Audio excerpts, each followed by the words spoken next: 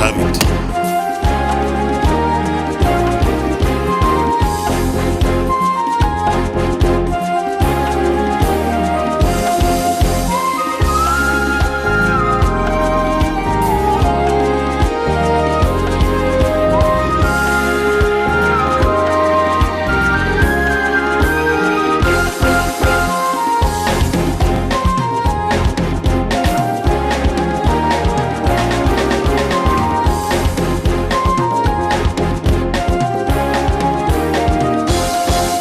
Hello and welcome to the program. I am Ekene Ndulue. We begin this edition of the program with some key developments during the week's plenary sittings. And in the week, the Senate extended the implementation of the capital components of the 2022 Appropriation Act to June 30th, 2023. This is sequel to an earlier extension on Wednesday, 28 December 2022 by the legislators to March 31st, 2023. The extension is to run concurrently with the 2023 budget. The 2022 supplementary budget was also extended to run concurrently. This was to allow full implementation of the budget, especially in the light of the 2022 supplementary budget approved in December 2022. What the executive is asking, the request is to extend the lifespan of the implementation of the 2022. So that does not in any way stop or affect the implementation of 2023.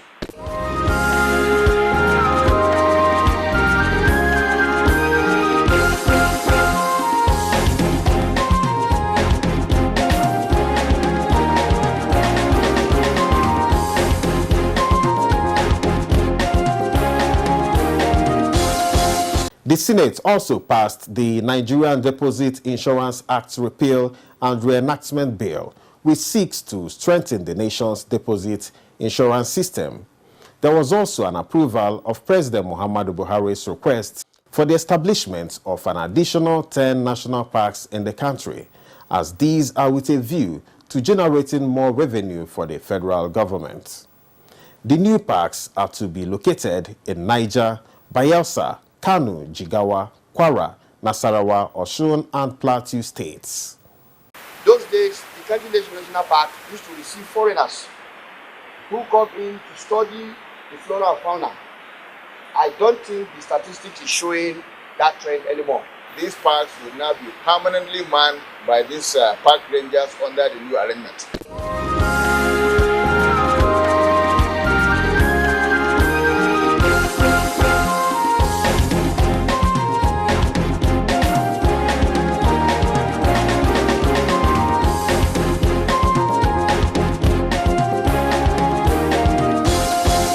As the Buhari administration draws to a close, concerns may rise over what becomes of the National Social Investment Program. Well, the Senate is working to allay these fears as the bill that seeks to provide legal backing for the program has been passed. The objective of the bill, that is the NSIP Establishment Bill, to provide a statutory and institutional framework for implementation of the National Social Investment Program. The agency will ensure more equitable distribution of resources to the vulnerable population. The bill to codify the National Social Investment Program, to create an agency that will ensure that all the efforts of the federal government to address poverty, especially amongst the most vulnerable groups in the country, are properly attended to.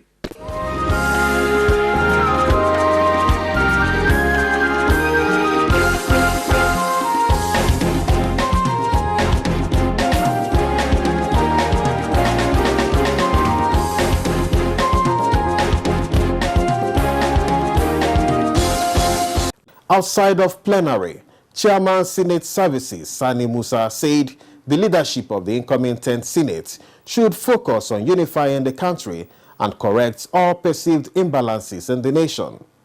This was while briefing Senate correspondents on the election of the 10th Senate leadership. We want a country where everyone will feel at home and united. And I strongly believe that the zoning policy that the party will come out with will address all the issues.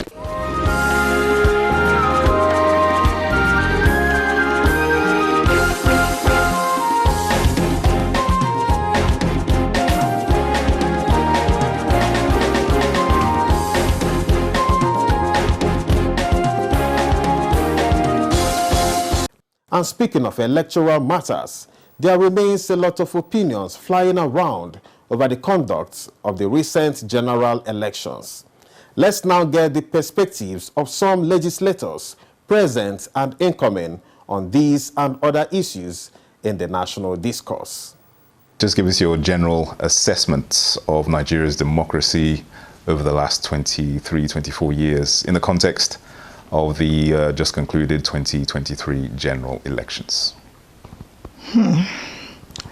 Well, we've had some pretty bad elections in the past. 2007 was quite terrible. But 2023 also, I thought we were evolving into, that the democracy was evolving, that the BVACs and the real-time transmission of results on the IREV would have actually improved the process, and it would have given credibility and legitimacy to the winners. But unfortunately, none of the things that INEC promised, they didn't deliver on any. And therefore, because we have a more aware electorate, they're not as complacent as they used to be a few years ago, maybe. So the sense of dissatisfaction is a lot more. And therefore, gives most people a sense of this democracy isn't working. People tell me that. And my answer is, so what's the alternative? The truth is that democracy can work, and it would work if we had more transparent and credible electoral processes. And that's the truth. Then the people would have more faith in the results. What's your take on the independence, shall we say, of state institutions such as INEC, the police, the military, in terms of the elections? Do they need to be strengthened, or how do you see their own performance in the process? Well, in some places, the police perform very well.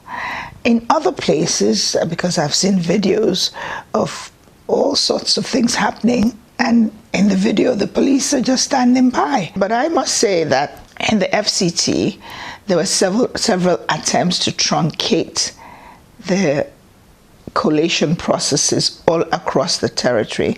And that did not happen because the police were on top of everything.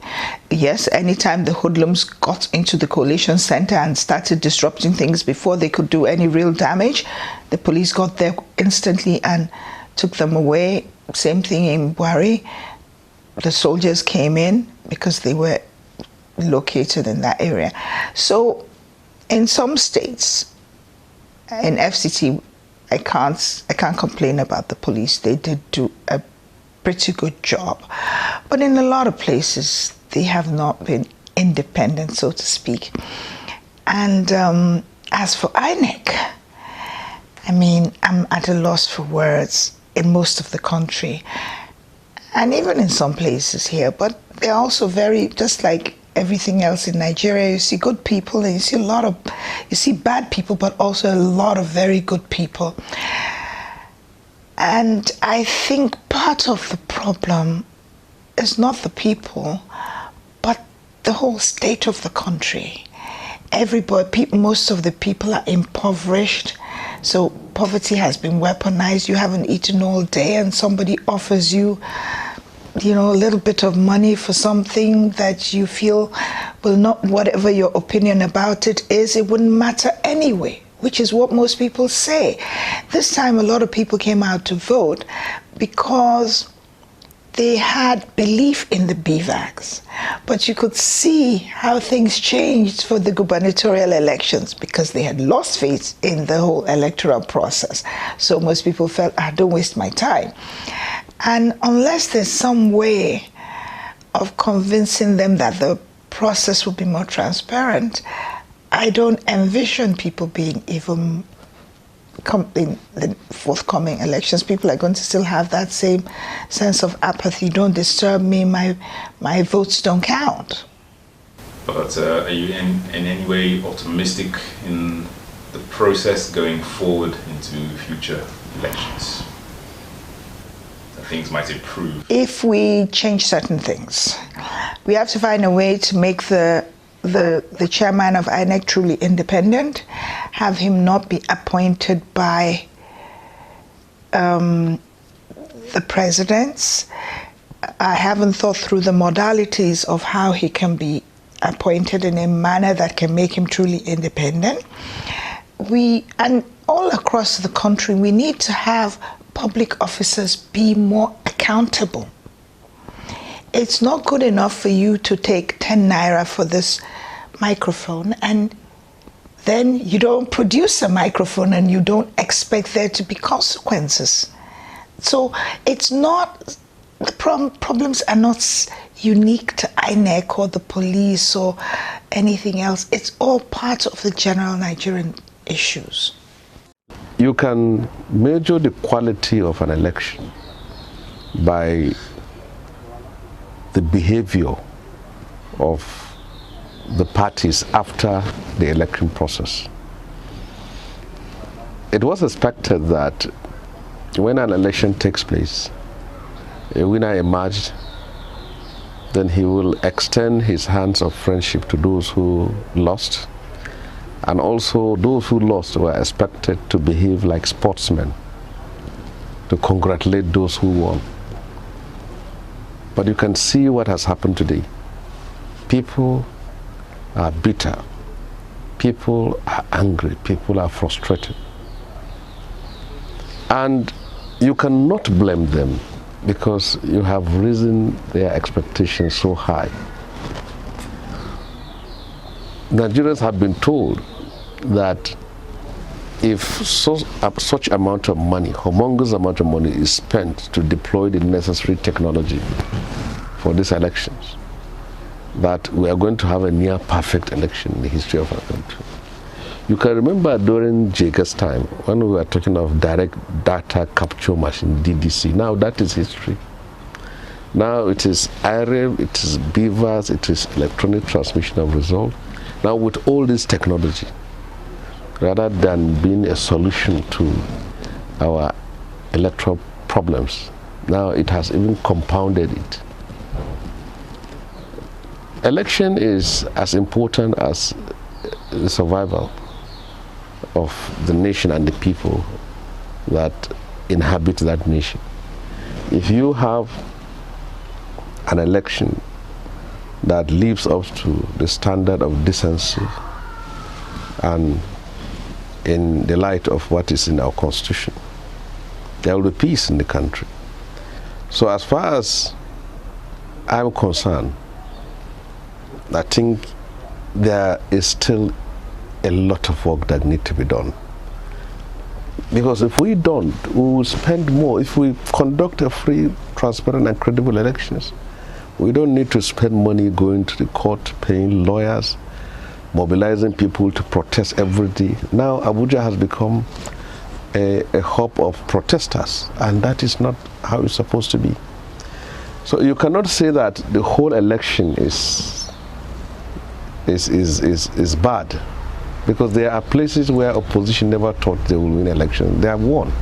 But where it went wrong, there is need for us to sit down, assess the situation, and address it in order for our democracy to stabilize and also to give Nigerians a value for money. My observation is not different from what the generality of Nigerians are saying, that the hype about this election, if you recall, I had a previous conversation with you here. My prediction was that we've had progressively better elections from Anambra to Ekiti to Osun, you know. So the expectation was that the general election, especially considering what the INEC people were saying, that this was going to be a far better election than we have ever witnessed. This election, you can hear, I think this is the one election that we have had the largest number of complaints from all over. Almost all the parties, apart from the APC that has been declared the winner, almost all the parties are complaining. You could even see protests on the streets. And I thank God that the protests have not gotten out of hand in such a way as to, you know, upset our society, you know, getting violent, in terms of getting violent and all of that. But almost all the major parties are going to the tribunal. We will await what the tribunal will say. But as for sitting back and saying, oh, I'm satisfied with the way the election went, I don't think that's what Nigerians are saying, and that's not what I'm saying either. All right. Obviously, you said that many across the country are dissatisfied with how the elections were conducted.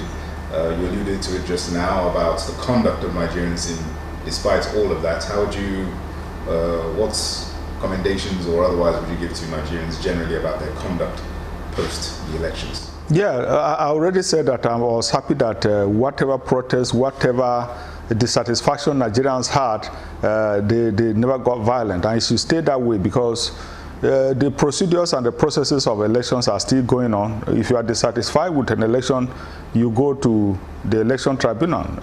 We see what happened with the Osun. The election tribunal nullified the election, but the Court of Appeal restored his victory back to him. So that is what we have. If you convince the tribunals or the courts that you have a good case, and even if the court of first instance does not satisfy your expectations, you can still go to the next level as prescribed for by the electoral laws. So Nigerians should continue to, because we need a country to continue to go on. Okay, if because we are dissatisfied with the election or whatever, we decide to get violent, we may progressively be killing our country. So I appreciate the fact that even with the dissatisfaction, there's no much violence there. There are pockets of violence here and there, but not on the level that will be concerning. But even those pockets of violence, I appeal to Nigerians to eschew that, so that we leave it in the hands of the court, because as they say, the court is the last hope of not just the common man, as they say, but of every Nigerian. I thought that this time around we've gotten it right. If you win, you win. You lose, you lose. I mean, it's in an election, one person must win, one person must win, and the others will wait for another time. So, and I thought that this time around we are getting it right, where if you lose, you will see that you've lost, and if you win, you will see that you win, so that we all can come together and build a synergy towards developing the constituency, or giving the constituency a quality representation. That was my belief and my intention, but unfortunately, I did not see that happen in my own senatorial constituency. So that created a problem, and you could understand my mindset. And I came out and warned that, look, INEC should be careful for the next election, which was going to be the gubernatorial and the state election. Because in that 25th election, I tell you, people came out willing. In short, in some polling booths, there were no security. People didn't bother. There was no violence, nothing, because people believe INEC in total that you vote after the BVAS, and there was no much problem with the BVAS accreditation. So what we are told was that after voting, you recount, it will be uploaded, not automatically, it will be uploaded to the server, and they will paste the result on the wall for everybody to see. That never happened, and I stand to be challenged. So that was what led to what you saw on the 18th. Because people now knew that you can take it from anywhere. That's why you see that in addition to what happened, because it was from there people knew that you could bypass the beavers.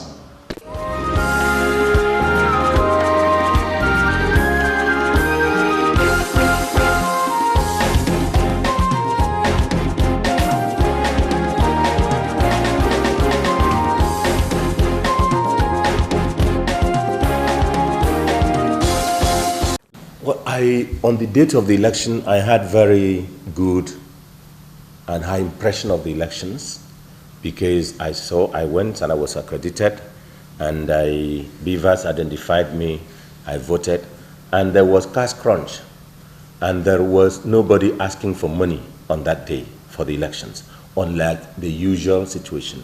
So I praised the elections to the high heavens.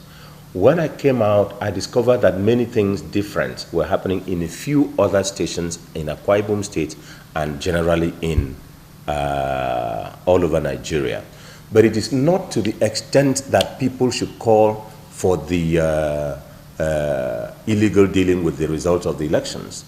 The Electoral Act and the Constitution had anticipated this situation, that there will be discontent. And so it provided that after the election, if you are dissatisfied with the election, if there is anything that is done in the course of the election, that you will proceed to the Election Petition Tribunal. So I want to urge that Nigerians should please approach the tribunals for any matter that you have reservations about. Now, I want to also urge Nigerians that if you are in the tribunal or in the court, leave the streets. If you are on the streets protesting the result of the election, please withdraw your contest or your complaint from the court and then deal with it on the streets. But the law does not allow you to deal with election protests over election matters on the streets. You can't be on the streets. Although there is a limit, there is a right to protest, but you cannot protest indefinitely, continually, and in a manner that disturbs public peace. And of course, when your protest crosses the red line, which is the level of national security, when your protest is asking for an illegal thing to be done to the result of an election, when your protest is asking for an illegality, then that protest does not have a right to be protected, has ceased to be a matter of right, and has crossed the red line. And on the aspect of the Independent National Electoral Commission, I would want to say that we should give them the benefit of doubt. Let me commend personally the chairman of the Independent National Electoral Commission, Professor Mahmood. I appreciate his candor. I appreciate the level in which he has maintained studied and glorious silence, even in the performance of his duties, despite public criticism. Yes, he has a body and a commissioner and a part of the commission that speaks for him. But there are times that I thought that people would ordinarily think that he would lose his cool and respond. Let me appreciate him and appreciate the commission in the manner they have responded to all the allegations and questions concerning it. This was expected while the Electoral Act was being made. But I think that the little response they have been giving is not enough. They should come out defending certain and almost all of the actions. They should not only wait until they get to the court to file affidavit or to file some processes to defend what they did. They should be able to tell the public and win public confidence, win public applause in explaining what challenges they had. They had explained, but it's not enough, so that they could douse the suspicion of members of the public. They should also show that there are certain things that they would have loved to do, but the Electoral Act, as it is, did not allow them to proceed beyond that level. Let me ask the Independent National Electoral Commission that in the off-cycle elections that we're expecting to happen in Ondo State, Bayelsa State, Imo State, and in Edo State, they should, having enough time, work on full electronic voting to test that as BVAS is recognizing your finger or your finger, and it records that that is you, that same process, either that process integrated or immediately after being identified, then you have another system that identifies the political parties, and then you thumbprint on the political parties and the one you want to vote for, and it will automatically reflect on the server so that it will be known that that is you and this is where you voted for. And if you find out later that this is not where you voted for and it is recorded, you can answer questions, you can raise questions that the vote you voted for APC has been credited for Labour Party, or the vote you voted for PDP has been credited to Zenith Labour Party or to the Social Democratic Party. This is where they should be aiming at. But then, the National Assembly should think of urgently amending the Electoral Act to allow for a compulsory electronic voting. I know it is difficult. This is why they left the option of choosing how to vote on the Electoral Commission. But then, how does Canada, United States, France, Australia, the UK, Scotland, how do they do it? It is the same technology. It is universal. And of course, we should all be embarrassed, because those who provide these technologies for these countries, in all these countries I've mentioned, are Nigerians. You know, they are Nigerians. So we should, and the technology is available unless we don't want to acquire it. And spending 400 million on this process should simply acquire this technology so that INEC could clean its face, and for once, before Professor Mahmoud leaves, we should perfect this system and he leaves with a lot of glory.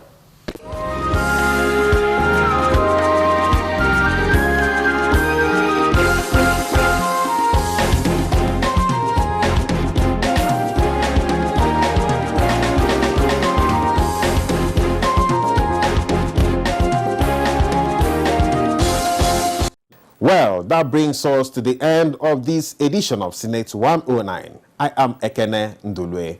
Thanks for watching and see you again soon.